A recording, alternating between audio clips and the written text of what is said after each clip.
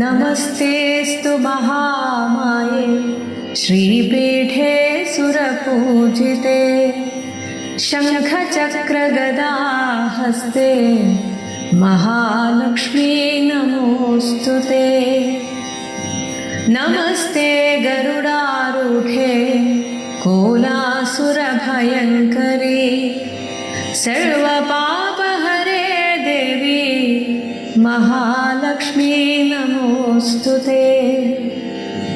सर्वज्ञे सर्ववरदे सर्वदुष्टभयङ्करी सर्वदुःखहरे देवी महालक्ष्मी नमोऽस्तु ते।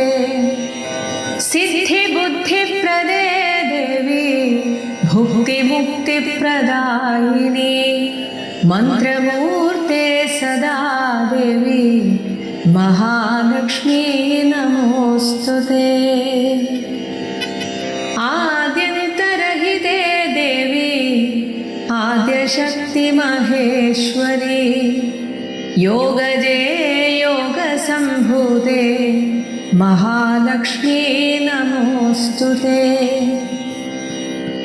स्थूलसूक्ष्ममहारौद्रे महाशक्ति महोदरे महापापहरे देवी महालक्ष्मी नमोऽस्तु ते। पद्मासनस्थिते देवी परब्रह्मस्वरूपिणी परमेशी जगन्माता महालक्ष्मी नमोऽस्तु ते।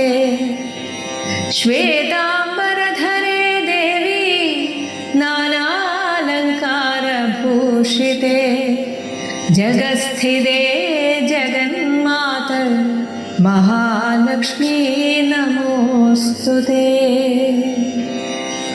ॐ श्री महालक्ष्मी नमः।